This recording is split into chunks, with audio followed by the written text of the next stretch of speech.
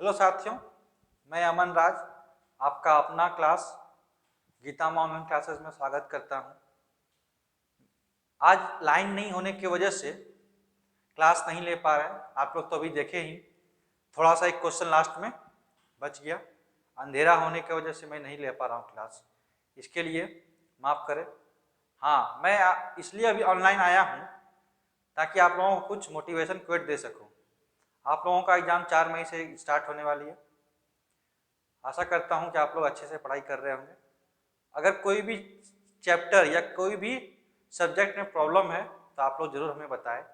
मैं कोशिश करूँगा जहाँ तक हो सके आपका प्रॉब्लम को दूर कर सकूँ।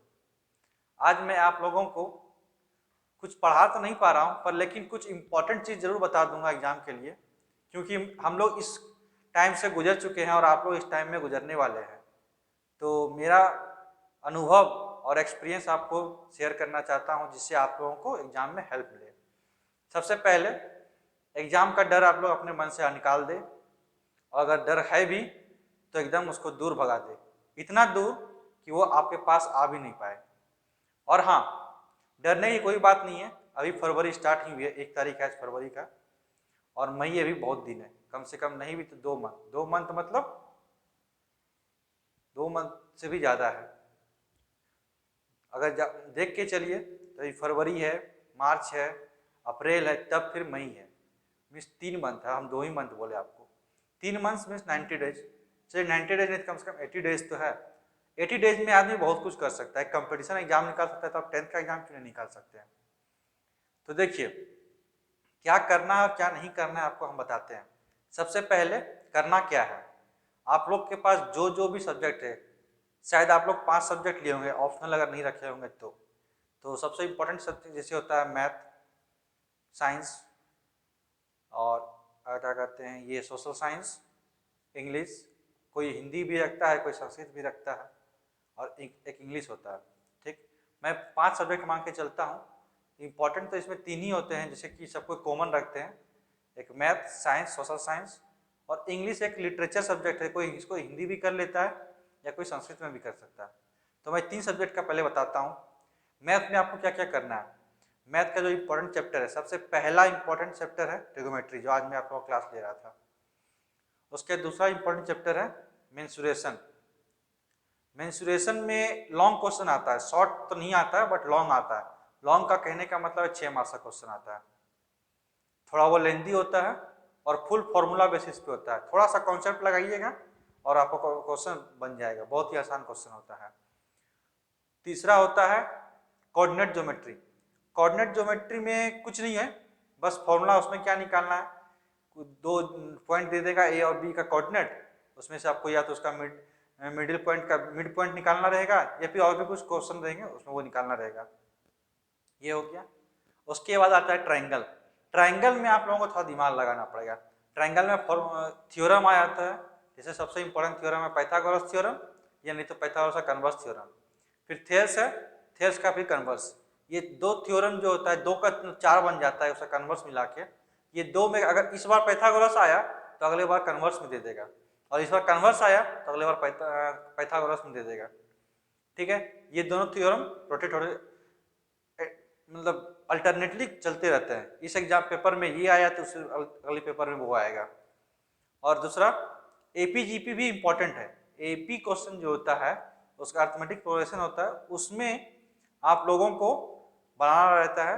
ये मीडियम मतलब शॉर्ट क्वेश्चन कर सकते हैं, वेरी शॉर्ट नहीं, शॉर्ट क्वेश्चन आता है, मतलब ना ही लंबा नहीं शॉर्ट, छोटा बीच वाला जो शॉर्ट जिसको बोलते हैं ना, उस 4 मार्क्स का क्वेश्चन रहता है, उसमें आता है। ये फॉर्मूला बेसिस पे ही रहता है, लेकिन थोड़ा ट्रिकी रहता है, घुमा देता है इसको। और फिर आपका चैप्टर स्टैटिक्स, जिसको बोलते हैं मीन मीडियम मोड, ये तो बहुत माथा खराब करेगा आप लोगों का। कभी आपको बहुत इजी दे देगा और कभी हार्ड दे देगा। मीन मीडियम तो हम लोग के टाइम में हम लोग को भी हार्ड लगता था, बट अब हार्ड नहीं लगता है। इसलिए आप लोग को अगर कुछ प्रॉब्लम हो तो आप लोग पूछ सकते हैं। इसमें कभी आपको मीडियन निकालने दे देगा, एक टेबल दे देगा, और यानी तो उसमें बोलेगा मोड निकालो यानी मीडियम, या फिर मीन निकालिए। मीन मतलब कुछ नहीं होता, एवरेज। मीडियम मीन के थ्रू निकालता है, उसमें मोड भी निकलता है, फॉर्मूला बेसिस से। ये सब आप लोग देखिए, अगर नहीं आता है तो बताइए। ऐसे हम कोशिश करेंगे हर चैप्टर को कवर करने के लिए, थोड़ा थोड़ा क्वेश्चन ही दे, लेकिन जरूर कोशिश करेंगे आपके एग्जाम के पहले हम हर चैप्टर का रिवाइज आप लोगों को करा दें। चलिए अब साइंस में चलते हैं। हाँ, एक और मैथ में इंपॉर्टेंट क्वेश्चन होता है जो कि रेशनल नंबर से आता है।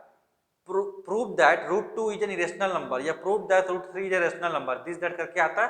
क्वेश्चन रहता है अलग अलग, लेकिन सारा का सारा उसका आंसर जो होता है, जो लिखने का रहता है, वो सेम एक ही रहता है। वो क्लास भी हम लोग करा चुके हैं। आप लोग मेरे चैनल को देखिए, वीडियो में प्लेलिस्ट में दिया हुआ है क्लास 10 करके, उसमें आप लोग को मिल जाएगा। और साइंस में चलते हैं। साइंस में आपका केमिस्ट्री में इंपॉर्टेंट चैप्टर है, इंपॉर्टेंट आपका केमिकल रिएक्शन वाला इंपॉर्टेंट है। उसमें आपको ऑक्सीडेशन रिडक्शन पढ़ना है। और आप लोग ये जानते हैं फूड मटेरियल को पैकिंग करने में कौन सा गैस लगाया दिया जाता है? नहीं जानते हैं? नाइट्रोजन का यूज करते हैं। कोरोजन इसमें इंपॉर्टेंट है। उसके बाद फिर आपका साइंस में और भी चैप्टर्स आए हैं, वो सब इंपॉर्टेंट है। मैं उसका भी कोशिश करूंगा कि हर चैप्टर का कम से कम इंपॉर्टेंट क्वेश्चन आप लोग को दे। अगर आप लोग को उसका आंसर नहीं आता है तो हम लोग से पूछे, मैं आप लोग को कमेंट करके आप लोग हमसे पूछ सकते हैं, हम लोग उसको एक वीडियो बना के आंसर कर देंगे। फिर है आप लोगों को सोशल साइंस। सोशल साइंस में जो हिस्ट्री का है उसमें थर्ड चैप्टर आप लोग नेशनलिस्ट पढ़ेंगे, जिसमें गांधी जी का जिक्र किया हुआ है।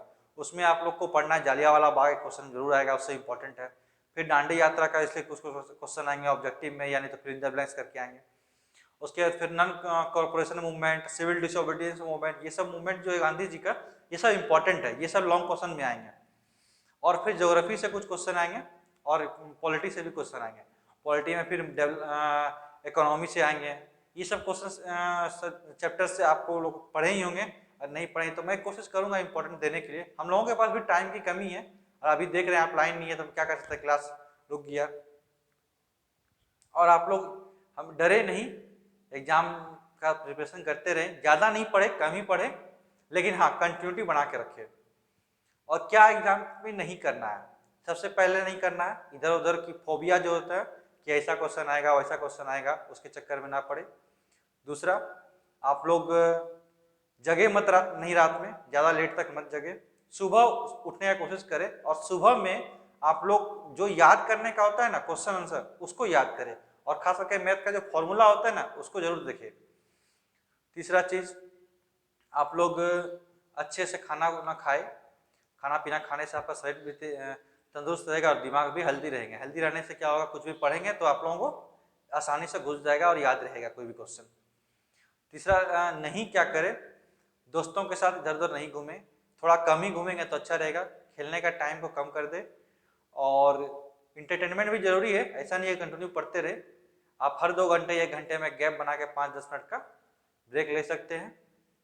और आप लोगों को नोट्स को कंप्लीट कर लेना है। नोट्स कहने का मतलब कि जितना भी आपका चैप्टर है, आपको जो जो रखे हैं 10th बोर्ड में, उस चैप्टर को नोट्स आपको अप टू डेट रहना चाहिए, ताकि अब आपके पास समय नहीं है कि नोट्स बनाएं। अगर नहीं भी बनाए हैं तो आप 1 सप्ताह या 10 दिन के अंदर में बना लें। चलिए आज का वीडियो यहीं पे समाप्त करते हैं। लाइट नहीं होने की वजह से आज क्लास तो नहीं हो पाई, इसके लिए बहुत ही खेद है हमें। आशा करता हूँ कि आप लोग रिवीजन करेंगे। आप लोग जो जो पढ़े हैं उसको रिवीजन कीजिए, और जो नहीं पढ़े हैं कमेंट करके हमें बताएं, ताकि कल की क्लास में बता सकूँ आप लोगों को। चलिए ठीक है, थैंक यू। आप जाने से पहले मैं आपसे रिक्वेस्ट करता हूँ कि मेरे चैनल को सब्सक्राइब कर ले, और साथ ही वीडियो को लाइक करें, शेयर करें, और सब कमेंट करके बताएं कैसा है वीडियो, और आप लोगों को क्या चीज़ में और चाहिए, किस में प्रॉब्लम हो रही है, किस में दिक्कत हो रही है, आप लोग हमें बताएंगे, तब ना हम लोग आपको ये सॉल्यूशन देंगे। चलिए ठीक है, जय हिंद, जय भारत, थैंक यू। और बी मोटिवेटेड, बी हैप्पी,